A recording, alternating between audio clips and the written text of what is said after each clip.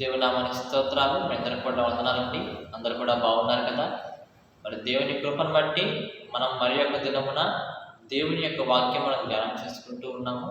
కాబట్టి ప్రియ దేవుని బిడ్డలారా, ప్రతి ఒక్క రోజు కూడా మీరు యొక్క వాక్యాలు విని అనేక మందికి మీరు పంపించండి.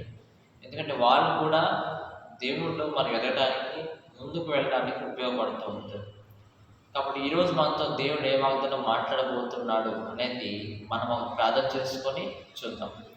స్తోత్రం స్తోత్రం స్తోత్రం స్తోత్రం స్తోత్రం స్తుతి స్తుతి స్తుతి స్తుతి స్తుతి పరిశుద్ధుడా యేసయ్యా, ఈ యొక్క తండ్రి సమయంలో మా ప్రార్థన ఆలకించిన ప్రభువా, నువ్వెంతో గొప్ప దేవుడు, సర్వాధికారి నీవే ప్రభువా.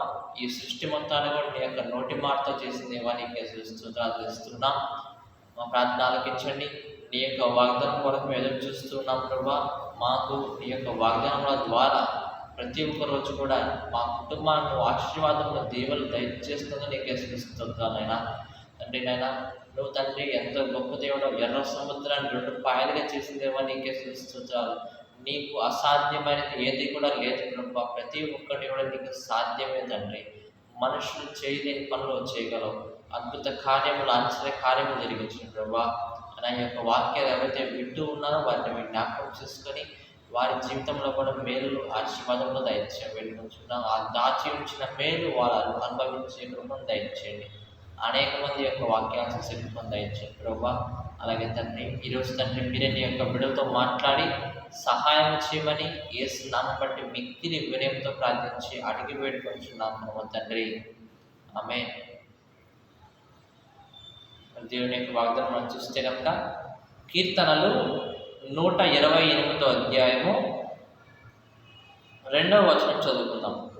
128 మొదటి నుంచి కూడా మనం చూస్తే కనుక, యెహోవా యందు భయభక్తులు కలిగి ఆయన త్రోవల యందు నడుచువారు ధన్యులు.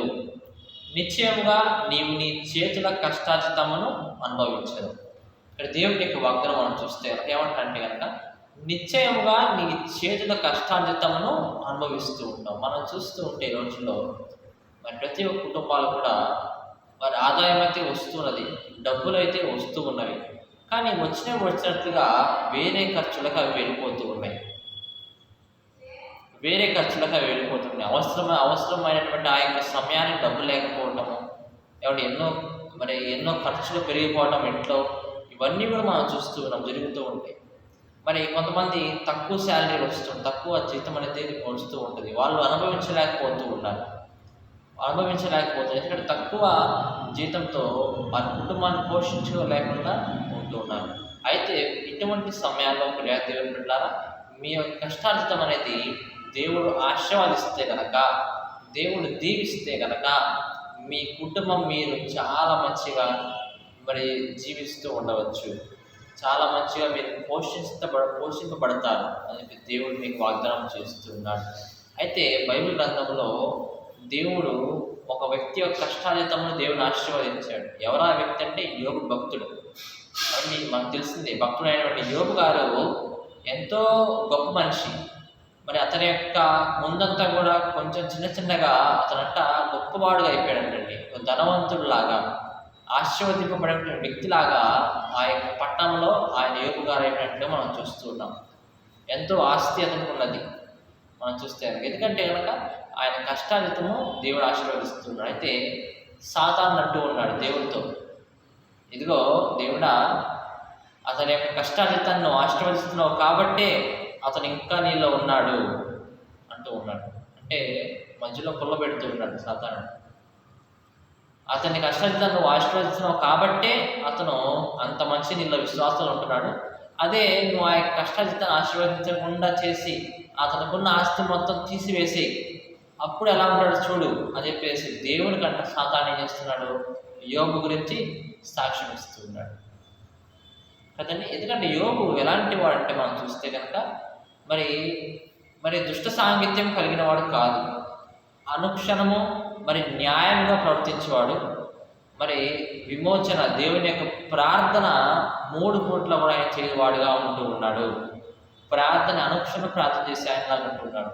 ఆయన ఒక్కడే చేయటం కాదండి, మనం చూస్తే ఆయన ఒక్కడే చేయటం కాదు, అతని యొక్క కుటుంబీకులందరినీ కూడా నిద్ర లేపి ఉదయాన్నే నిద్ర లేపి, ఇదిగో మీరందరూ కూడా ప్రార్థన చేయండి, శోధనలో పడకుండా నిమిత్తం ఏం చేయాలి, మీరందరూ కూడా ప్రార్థన చేయండి అని అందరిని కూర్చోబెట్టి వారి సాతాను వారి యొక్క హృదయాల్లోకి వెళ్లకుండా ఉండటం కోసం అని చెప్పేసి యోబు అతని యొక్క కుటుంబం కూర్చొని ఉదయకాలంలో లేచి ప్రార్థించేవారుగా ఉంటూ ఉన్నారు. మనం చూస్తే ఇవన్నీ కూడా మంచి మంచి గుణాలు. నీతిమంతుడిగా ఉన్నాడు, పాపం లేనటువంటి వ్యక్తిగా ఉంటూ ఉన్నాడు, ఇతరులు సహాయపడే వ్యక్తిగా ఉంటూ ఉన్నాడు. అంత గొప్ప వ్యక్తి అంట యోబు. చూస్తారు కదా, ఎప్పుడైతే మన యొక్క కష్టార్థం కూడా ఆశీర్వదింపబడుతూ ఉంటుందో ఏమండి, అప్పుడు మనం చూస్తే సాతానుకు తెలుసు. ఎందుకంటే దేవుని నమ్ముకున్న బిడ్డలు, దేవుణ్ణి ఆశ్రయించిన బిడ్డలు ఖచ్చితంగా వర్ధిల్లుతారు, ఖచ్చితంగా వాళ్ళకి డబ్బులు వస్తూ ఉంటాయి, రాబడి వస్తూ ఉంటుంది, మంచిగా జీవనం సాగిస్తూ ఉంటారని చెప్పి సాతానుకు తెలుసు. అయితే సాతాను ఏం చేస్తుంటాడంటే వీరికి ఎట్లయినా ఈ యొక్క ఆశీర్వాదం తెంపేయాలి, ఎట్లయినా ఆశీర్వాదాన్ని ఇవ్వ రాకుండా చేయాలి అని చెప్పి సాతాను ఎన్నో సమస్యలు పెడుతూ ఉంటాడు. మన జీవితాల్లో ఎన్నో సమస్యలు, ఇబ్బందులు పెడుతుంటాడు. కానీ మనం వాటిల్లో దేవుని ప్రార్థన చేసి వాటిల్లోంచి మనము బయటపడుతూ ఉంటాం. వాటిలో మన దేవుని యొక్క ఆలోచన తెలుసుకొని ఇవి ఎలాగ వెళ్తే ఈ యొక్క సమస్య నుంచి మనం బయటపడగలము అని దేవుని ప్రార్థన చేసి దాని నుంచి దేవుని నుంచి మనం సలహా తీసుకొని దాని ప్రకారం మనం వెళ్తూ ఉంటే, దేవుని యొక్క మార్గంలో మనం వెళ్తూ ఉంటే కనుక ఆ యొక్క సమస్యల నుంచి మనము బయటపడుకోవచ్చు. మనం చూస్తే సాతాను ఏం చేస్తుంటాడంటే, మనము ఒక చిన్న ఉదాహరణగా తీసుకున్నాం అనుకోండి, ఒక కింద చీమ అనేది వెళ్తుంది. చీమ అది మన ముందు ఎలా ఉంటుందంటే కనుక చాలా చిన్నది కనబడుతూ ఉంటుంది చీమ కదండి. అదే మీరు భూతద్దం అంటుంటారు, మ్యాగ్నిఫైడ్ గ్లాస్ అంటారు. భూతద్దం తీసుకొని అలాగ పెట్టి చూడండి, అలాగ పెట్టి చీమను చూడండి ఒకసారి. అది భూతద్దంలో పెట్టి చూసినప్పుడు ఇంత పెద్దదిగా కనబడుతూ ఉంటుంది. అంటే వాము ఇంత పెద్దదిగా ఉందంటే చీమ అని మనం అనుకుంటూ ఉంటాం. అయితే సాతాను కూడా అలాగే, నీ సమస్య చిన్నదే కానీ నీకేం చేస్తుంటాడు సాతాను, ఒక పెద్ద సమస్యలాగా నీకు చూపెడుతూ ఉంటాడు.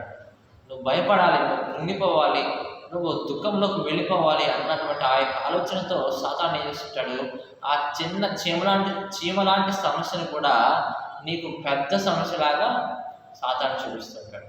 అయితే దేవుడు మీకు తోడుగా ఉన్నాడు. ఏమంటున్నాడు, ఆయన త్రోవల యందు నడిచేవారు ధన్యులండి. ఆయన త్రోవలు నడవాలి. మన యొక్క కుటుంబం పోషణ కూడా ఏమండి, నేను ఏమంటాడు, చేతులు కష్టాతీతం అది వర్ధిల్లాలంటే కనుక, ఆశీర్వాదింపడాలంటే కనుక దేవుని యొక్క త్రోవల యందు కూడా మనము నడుస్తూ ఉండాలి. దేవుని యొక్క త్రోవల యందు కొన్నిసార్లు ఏమండి మనకి కష్టాలు రావచ్చు, ఇబ్బందులు రావచ్చు, ఎన్నో దుఃఖము, వేదన రావచ్చు. కానీ మనం ఎప్పుడు కూడా ప్రార్థనని విడిచిపెట్టకూడదు, వాక్యంను విడిచిపెట్టకూడదు, ఆయన యొక్క మార్గమును మనం విడిచిపెట్టకూడదు. ఎప్పుడైతే ఆయన యొక్క మార్గమును కానీ ప్రార్థన కానీ వాక్యాన్ని విడిచిపెట్టకుండా ఉంటామో అప్పుడు దేవుడు చూస్తాడు. దేవుడు చూసేసి ఇతను ఎటువంటి కష్టం వచ్చినా సరే నాలోనే ఉంటూ ఉన్నాడు, సాతాను ఎన్ని కష్టాలు పెట్టినా అయినా కానీ దేవుడిని ఆశ్రయిస్తూ ఉన్నాడు అని దేవుడు తెలుసుకొని నీ యొక్క కష్టార్జితాన్ని ఆయన ఆశీర్వదించబడేవాడుగా. మీ కుటుంబానికి కూడా ఆశీర్వదింపబడాలంటే కనుక మీకు వచ్చే కష్టార్జితము అదంతా కూడా సవ్యంగా నీ కుటుంబానికి సరిపోవాలంటే కనుక ఈరోజు దేవుడిని ప్రార్థన చేయి. యోబు ఎలాగైతే మంచి మంచి గుణాలు, నీతిమంతుడు, న్యాయవంతుడు, మరి దుష్టు సాంగత్యం లేనటువంటి వాడు, అనుక్షణం ప్రార్థన, మరి 3 పూట్ల ప్రార్థన చేసేవాడుగా ఉంటున్నాడు. ఈ గుణాలన్నీ కూడా నీలో ఉండే లక్షణాలన్నీ కూడా దేవుడు ఎలాగైతే యోబును ఆశీర్వదించి ఉన్నాడో అలాగా నిన్ను కూడా నీ కుటుంబాన్ని కూడా దేవుడు ఆశీర్వదిస్తాడు. ఎలాగైతే యోబు జీవితం తర్వాత మరలా ఒక సమస్య వచ్చినది కదా, మనకి పెద్ద సమస్య అనేది వచ్చినది. కాబట్టి ఆ తర్వాత శ్రమలో కూడా యోబు చాలా న్యాయవంతుడిగా ఉన్నాడు, నీతిమంతుడిగా ఉన్నాడు శ్రమలో కూడా. కాబట్టి ఎప్పుడైతే అలాగ ఉన్నాడో ఆ తర్వాత శ్రమ అయిపోయిన తర్వాత ముందు ఉన్నటువంటి ఆస్తి కంటే కూడా 2 ఆశీర్వాదాన్ని ఎక్కువగా యోబు పొందుకున్నట్లుగా మనం చూస్తున్నాం. నీ కుటుంబాలు ఆశీర్వాదింపబడాలంటే, నీ కష్టార్జితము అది మంచిగా సరిపోవాలంటే కుటుంబం మొత్తానికి దేవుడిలో నీతిమంతుడిగా ఉంటుంది, న్యాయవంతుడిగా ఉంటుంది, ప్రార్థన మానవాకు అని చెప్పి దేవుడి యొక్క వాగ్దానం ద్వారా సెలవిస్తాడు. ఈ రోజున మనం ఎన్నో కార్యాలు చేస్తూ ఉంటాం, ఎన్నో పనులకు వెళ్తూ ఉంటాం, బయటకు వెళ్తూ ఉంటాం. కాబట్టి దేవుడు మీ త్రోవల యందు తోడుగా ఉండాలంటే కనుక మరి మీ యొక్క కష్టార్జితం మీకు వచ్చే రాబడి డబ్బులు, సాయంత్రానికి వచ్చే డబ్బులు అవన్నీ ఆశ్రమింపడాలంటే కనుక మీరు దేవుని పట్ల కొన్ని మంచి లక్షణాలు ఏమిటి? న్యాయవంతులుగా ఉండటము, నీతివంతులుగా ఉండటము, దుష్ట సాంగత్యం వదిలేయటము, దేవుని ప్రార్థన చేయడం. ఈ 4 గుణాలు కూడా మీరు కలిగి ఉంటే కనుక దేవుడు మీ కష్టార్జితాన్ని ఆశీర్వదిస్తాడని చెప్పి ఈ యొక్క వాగ్దానం ద్వారా సెలవిస్తున్నాడు. దేవుడి యొక్క వాగ్దానం దీవించి ఆశీర్వదించును గాక. ఆమె ప్రార్థన చేసుకుందాం. స్తోత్రం స్తోత్రం స్తోత్రం స్తోత్రం స్తుతి స్తుతి స్తుతి స్తుతి పరిశుద్ధుడా యేసయ్యా, ఈ ఉదయకాలం సమయంలో ప్రార్థన ఆలకించండి. నువ్వు తండ్రి ఎంతో గొప్ప దేవుడవు, మాకు సహాయం చేయవాడుగా ఉంటున్నావు. నువ్వు తండ్రి మాకు వాగ్దానం చేసి ఉన్నావు.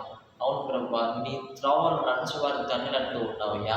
నువ్వెంత గొప్ప దేవుడవు తండ్రి, మాకు సహాయం చేయవాడు. మా కష్టార్జితమును ఆశీర్వదిస్తాను, ఖచ్చితంగానే ఆశీర్వదిస్తాను అని చెప్పి మాకు తండ్రి బలమును, ఒక మంచి ఆదరణ దయచేసి దేవానికి స్తోత్రాలు.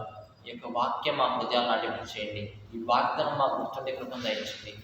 ఈరోజంతా కూడా మేము ఎటువంటి పనులకు వెళ్తున్నా సార్, నీ యొక్క వాగ్దానం మాకు అది తండ్రి ఒక బలం ఇచ్చరాలని సహాయం ఇచ్చిన వేడుకొంచున్నాం.